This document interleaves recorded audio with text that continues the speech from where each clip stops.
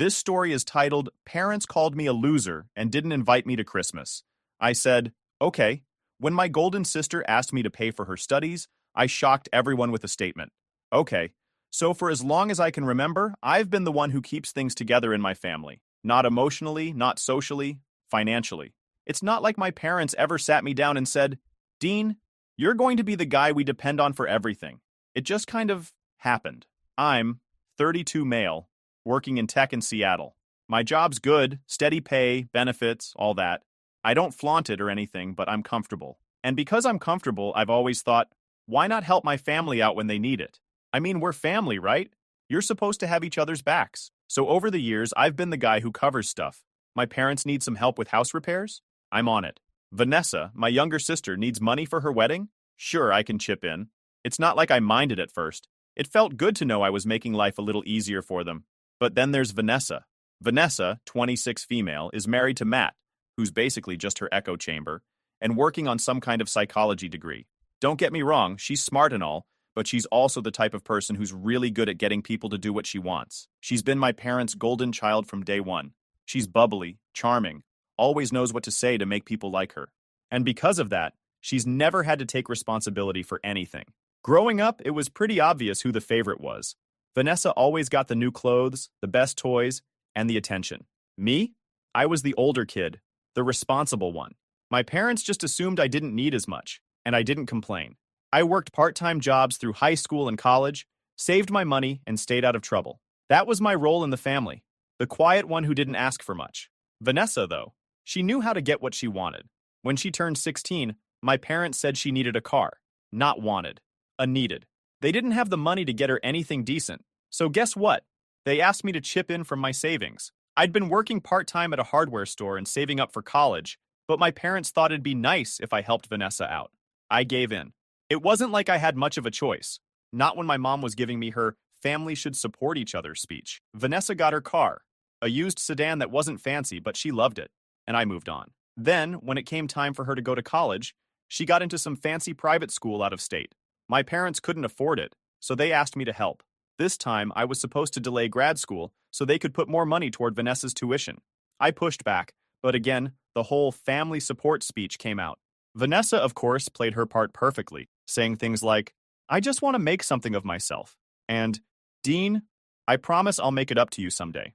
By the time Vanessa got married a few years later, I'd gotten used to the pattern. She wanted her dream wedding, and my parents couldn't afford all the extras.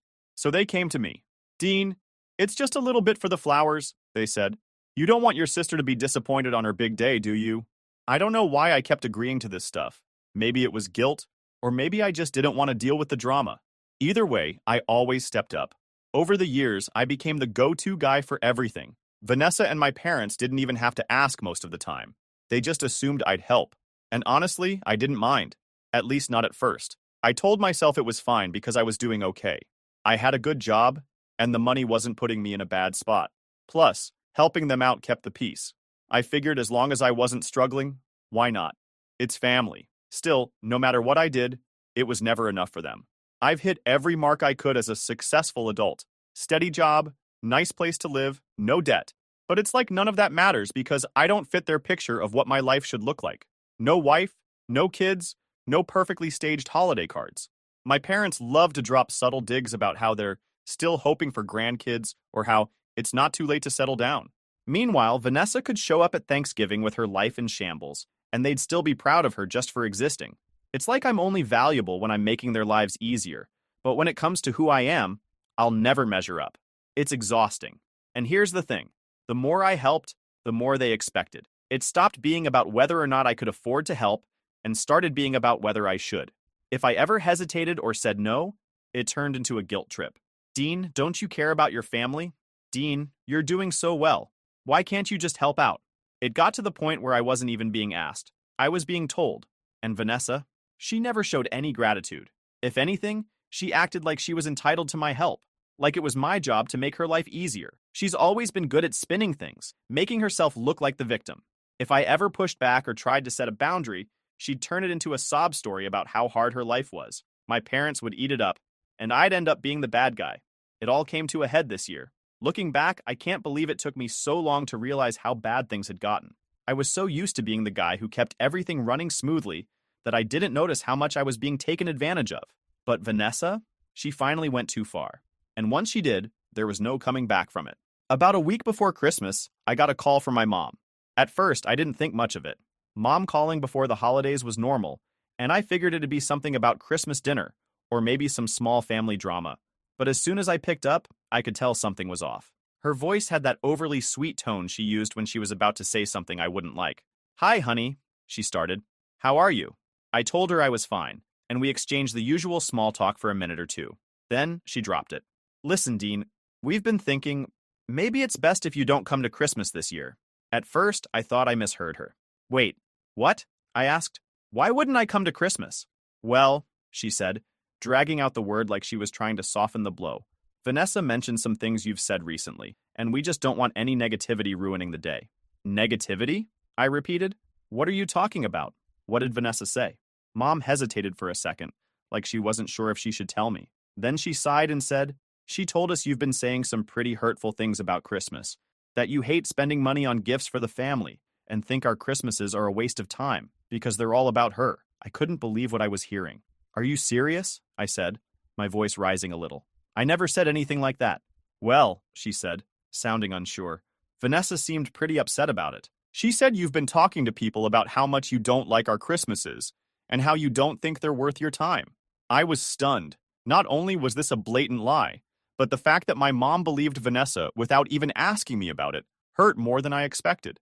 It wasn't the first time Vanessa had twisted things to make herself look good and me look bad, but this felt like a new low. "Mom," I said, trying to keep my voice calm, "I don't know what Vanessa told you, but I never said anything like that. In fact, I've been planning what to get you and Dad for Christmas for weeks." "Well," she said again, in that way she does when she doesn't want to argue, "we just think it's better if you sit this one out.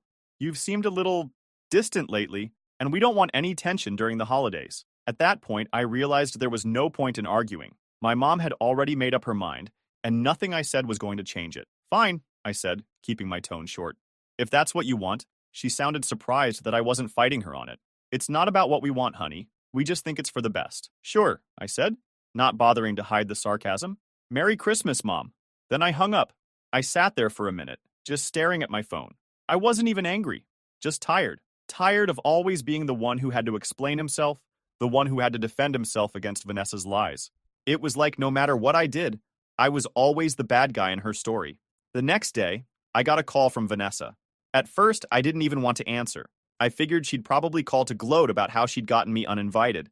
But a part of me was curious. So I picked up. "Hey, Dean," she said, her voice as cheerful as ever.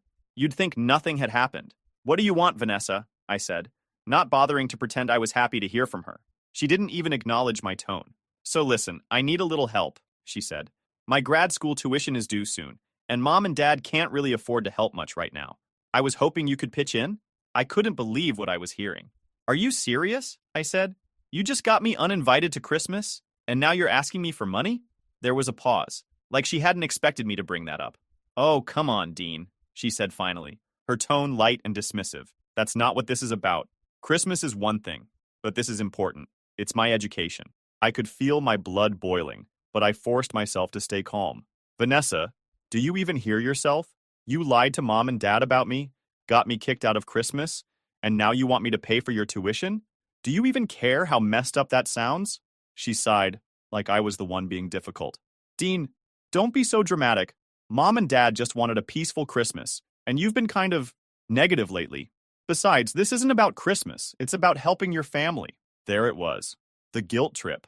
Vanessa had perfected it over the years. Whenever she wanted something, she'd play the family card, like it was my job to fix all her problems just because we shared DNA. "I'll think about it," I said, cutting her off before she could go any further. She seemed satisfied with that. "Great. Thanks, Dean. I knew I could count on you." After she hung up, I sat there for a while, just staring at my phone. The audacity was mind-blowing. Not only had Vanessa managed to turn my own family against me, but now she had the nerve to ask me for money, like nothing had happened. But the more I thought about it, the more I realized this wasn't just about Christmas or tuition. This was about years of being taken for granted, years of being expected to step up and help, while Vanessa coasted through life with a smile and a sob story. I wasn't going to let it slide this time. The day after Vanessa called me, I called my mom and told her we needed a family meeting. Me, you, Dad, Vanessa, and Matt, I said. We're sitting down tomorrow and we're talking about this. Mom hesitated, like she always does when she thinks I'm about to disrupt the balance Vanessa's got her wrapped around. Dean, is this really necessary? I interrupted. I just got kicked out of Christmas because of something Vanessa said that isn't even true. We're going to talk about it. After a pause, she reluctantly agreed. Fine. Tomorrow at 6. But Dean, please don't make this a big thing. Christmas is coming and I don't want any stress in the air. I hung up without responding. If my own family didn't want me there for Christmas, I didn't see the point in pretending everything was fine. The next evening, I pulled up to my parents' house. It was the same place I'd grown up, but over the years, it had started to feel less like home and more like a place I was tolerated in. I didn't bother dressing up, just jeans and a hoodie. This wasn't about impressing anyone. When I walked in, Vanessa and Matt were already there. Matt gave me his usual awkward nod, the kind that said, I don't want to be involved in this. Vanessa didn't even look up from her phone. Typical. Mom came out of the kitchen carrying a tray of coffee and cookies, like this was some kind of festive get-together. Hi, Dean, she said, forcing a smile. We were just getting settled. Great, I said, not bothering to fake any pleasantry. Let's get started. Dad was in his recliner, arms crossed and watching me like I was the problem. I ignored him and took a seat across from Vanessa. She finally looked up, her face a mix of fake innocence and mild annoyance. So? Mom said after a moment of awkward silence. What did you want to talk about, Dean? I didn't waste time. This is about Christmas and the fact that I wasn't invited because of something Vanessa said that's completely untrue. Vanessa rolled her eyes. Oh my God, are you still on that? She said, her tone dripping with annoyance. I didn't lie. That's what you said, or at least how it came across. Really? I said, pulling out my phone.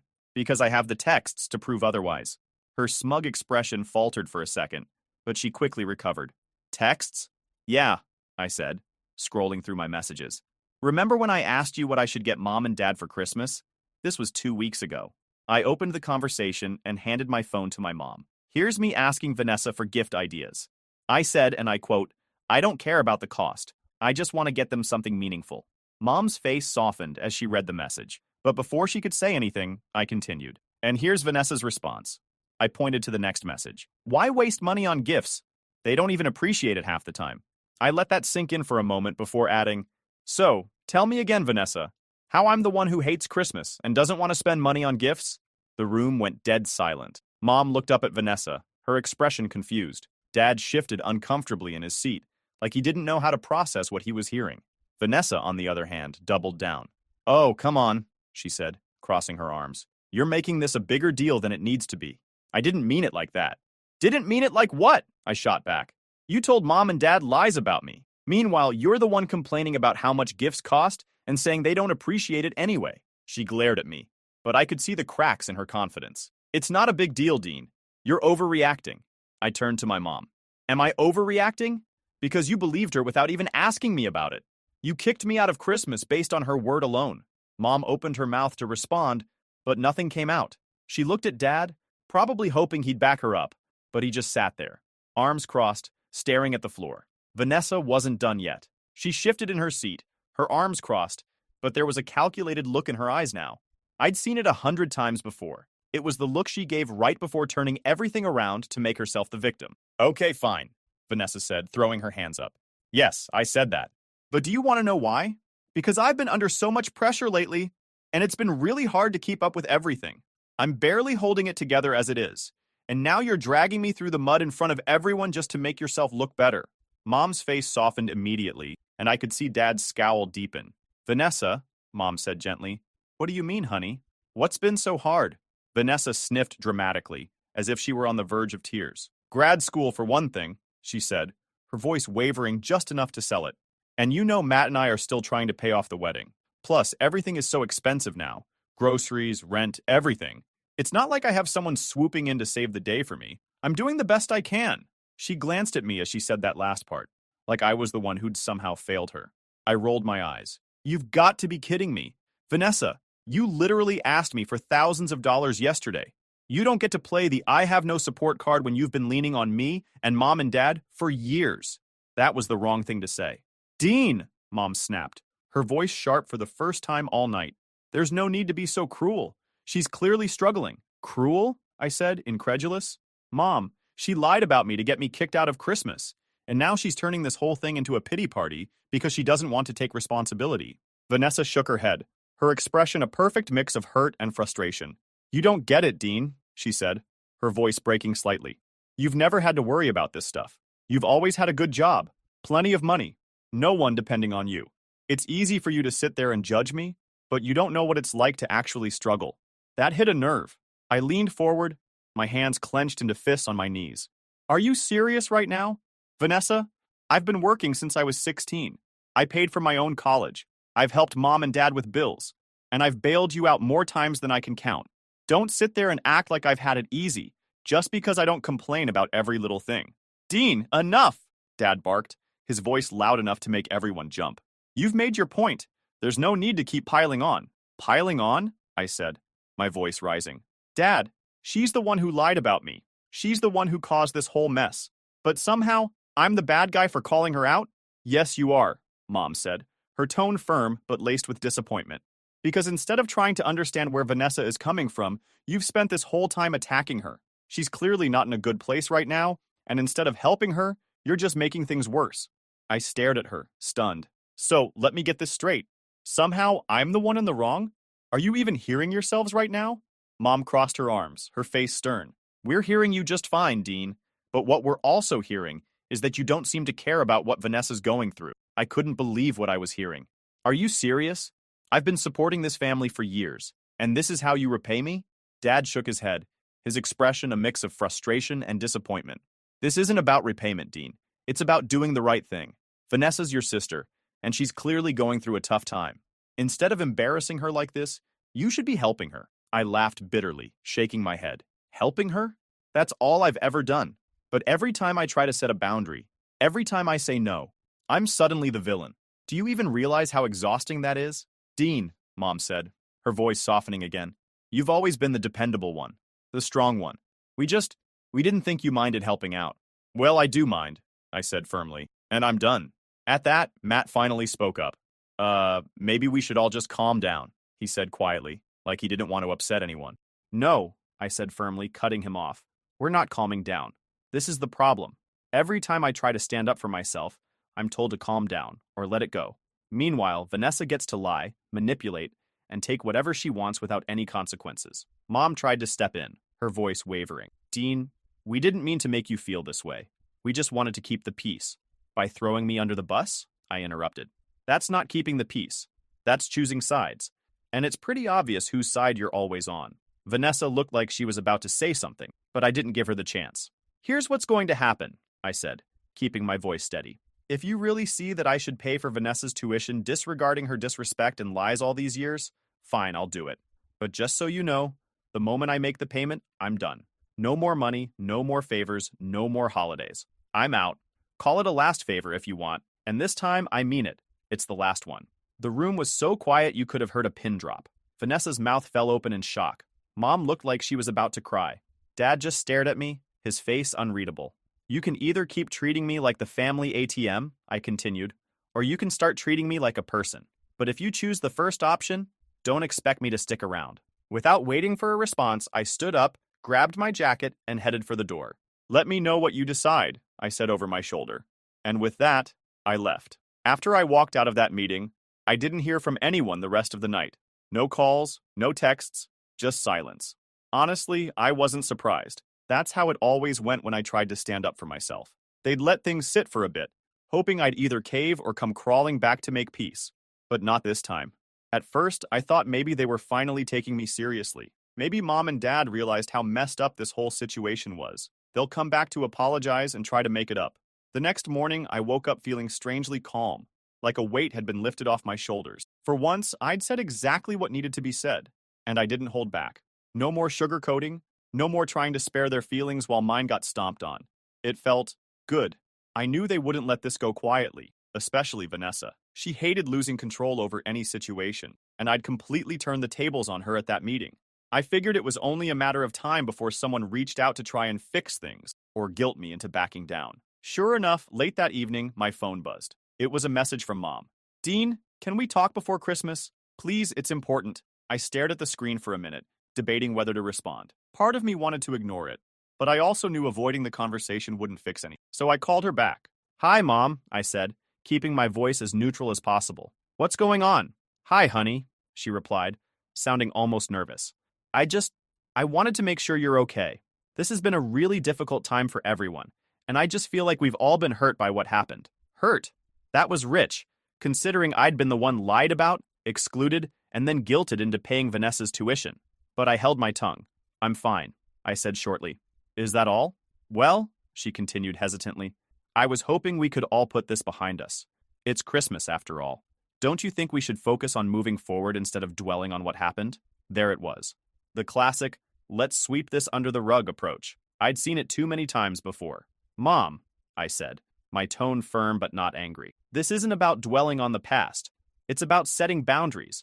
And you never do that with Vanessa. I've made my decision, and I'm sticking to it. I'm not going to keep being the person everyone leans on without any respect or consideration in return. She sighed heavily, and for a moment, I thought she might start crying. Dean, I understand that you're upset. I'm not upset, I interrupted. I'm just done. There's a difference. There was a long pause before she spoke again, and when she did, her tone had shifted. It was softer, more resigned. If that's really how you feel, then we've talked about it, and we'll respect your decision. I blinked, caught slightly off guard. You will? Yes, she said, though there was a strain in her voice. We don't want to lose you, Dean. If helping Vanessa with her tuition is your way of stepping back, we'll accept that. But it's just hard. You've always been such a big part of this family. I almost laughed at the irony. A big part? I repeated. You mean the part that pays for everything while getting nothing in return? That's not fair, she said quickly, her voice breaking a little. We've always appreciated everything you've done for us. Maybe we just didn't say it enough. No, you didn't, I said bluntly. And that's the problem. It's not about the money, Mom. It's about the fact that you all took me for granted. Vanessa lied about me, and instead of giving me the benefit of the doubt, you believed her without question. Do you have any idea how that felt? She didn't respond right away. When she finally spoke, her voice was barely above a whisper.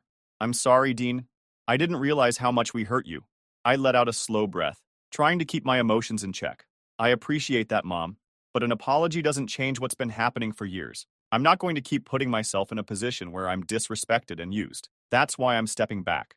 There was another long silence, and I could almost picture her sitting at the kitchen table, trying to find the right words. I just wish things could go back to the way they used to be, she said finally. I shook my head, even though she couldn't see me. So do I.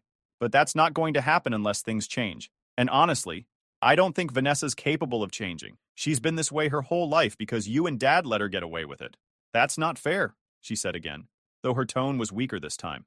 We've tried to do what's best for both of you. No, you've done what's best for Vanessa, I corrected, and I let it happen because I didn't want to rock the boat. But I'm done doing that. For a moment, I thought she might argue again, but instead, she let out a shaky sigh. Okay, Dean, if this is really what you want, we'll respect your decision. Good, I said simply. I'm sending the payment to Vanessa's school. She should have the receipt in her email. After this, I'm stepping back. Like I said, thank you, she said quietly. I know it doesn't seem like it, but we do appreciate what you've done. I hope you won't cut us out completely. I'm not cutting anyone out, I said, though I wasn't sure if that was entirely true. I'm just setting boundaries. If you can respect that, we'll be fine. She didn't respond right away, but eventually she said, Okay. Merry Christmas, Dean. Merry Christmas, Mom, I replied before hanging up. After the call, I wired the money to Vanessa's school and sent her the receipt. Short and to the point. No explanations, no pleasantries, just the facts. It felt strange, almost surreal, to finally put that boundary in place. For years, I'd been bending over backward for my family, thinking it was my duty to keep everyone happy. But now, for the first time, I'd stood my ground, and they actually listened. A part of me wanted them to do something for my sake, to stand up once for me against Vanessa. But they didn't even try. They were fine with letting me go as long as I pay her fees. I wasn't naive enough to think it would be the end of it.